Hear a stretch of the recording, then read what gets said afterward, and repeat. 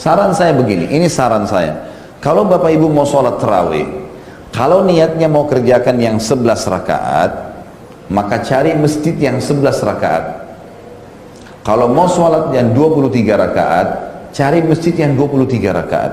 Kenapa? Karena ada hadis lain, bunyinya begini, kata Nabi SAW, siapa yang sholat bersama imamnya, sampai imamnya bubar, man shallama imami hatta yansarif, kutiba lahu qiyamul lailah, dicatatkan baginya sholat malam semalam suntuk.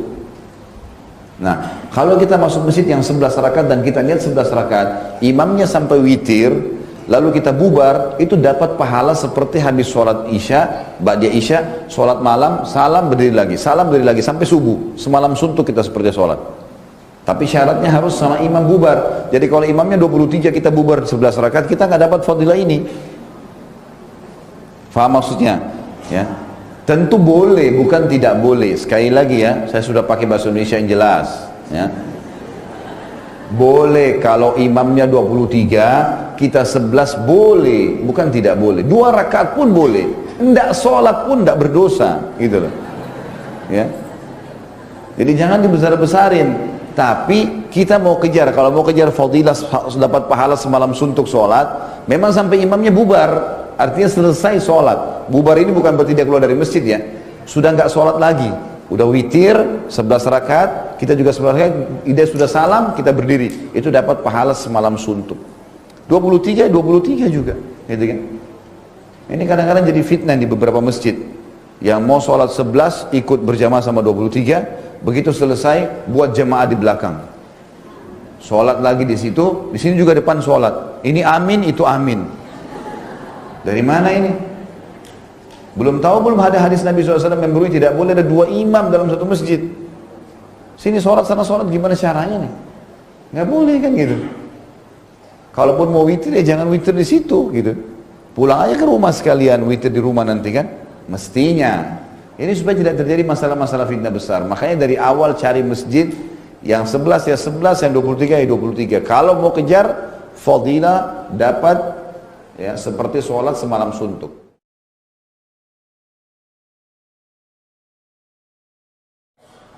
Waktu Umar bin Khattab di zaman khilafahnya beliau melihat orang lagi di Masjid Nabawi berserakan, di sana ada yang duduk, di sana ada yang sholat, di sana ada yang sholat. Umar lihat ini jadi fitnah nanti nih. Masing-masing sholat sendiri-sendiri. Karena sholat malam sholat sendiri-sendiri aja. Maka sama Umar digabungin. Kalau Rasulullah pernah sholat, kemudian orang lain ikut, dibiarin oleh Nabi SAW. Sholat berjamaah. Dan perlu digarisbawahi ya, perilaku Umar bin Khattab ini sangat kuat karena 2 hal. Pertama, ijma'nya sahabat. Karena waktu Umar bin Khattab kerjakan, tidak ada satu sahabat pun yang menegur itu. Dan itu menandakan ijma', kesepakatan. Dan kesepakatan sahabat ini adalah sesuatu yang paling kuat. Mereka sudah sepakat dengan itu. Nggak ada yang selisih dengan Umar radhiyallahu anhu. Kalau salah pasti ada yang negur. Sahabat itu tidak melihat siapa orang ini, kalau salah dia langsung tegur. Enggak, Rasulullah bilang begini loh. Umar bin Khattab pun biasa diingatkan oleh para sahabat yang lain kalau memang ada sesuatu yang ya Nabi SAW mereka tahu melarang atau memerintahkannya. Tapi ini enggak, ijma'. Semua sepakat.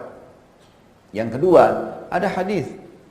Alaikum bisunnati wa sunnatul khulafaur rasyidin mahdiyyin min ba'di. Berpegang pada sunnahku dan sunnah khulafaur rasyidin setelahku. Dan Umar termasuk salah satu dari 4 khulafaur rasyidin. Gitu kan? Dan juga kata ulama pendapat kedua ini, Umar bin Khattab bukan mustahil berpegang pada hadis juga yang sahih riwayat Bukhari, qiyamul lail mathna. Salat malam itu 2 rakaat. Maknanya tidak ada batasnya. Selain makna utamanya adalah maksudnya 2 rakaat lebih afdal salam, 2 rakaat lebih afdal salam, begitu. Ya. Tapi juga maknanya adalah tidak ada batas. Maka Umar bin Khattab mengerjakan 23 rakaat. Dan sekarang di Saudi tidak ada perselisihan.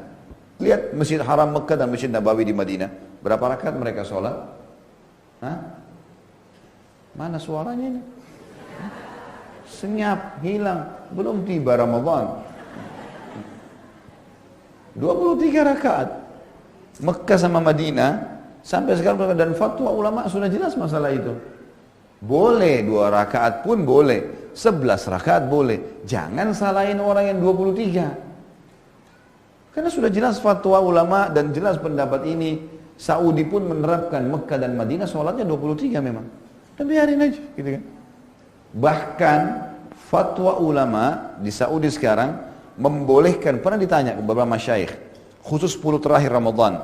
Kan di 10 terakhir Ramadan kalau kita lagi umroh atau kita lagi di Mekah, Bapak Ibu kalau lagi umroh di akhir Ramadan, maka program di Saudi itu, di dua masjid besar ini, Masjid Haram Mekah dan Masjid Nabawi di Madinah yang menunjukkan rujukan umat Islam, itu mereka sholat tarawih 20 rakaat, tapi khusus 10 terakhir witirnya nggak ada.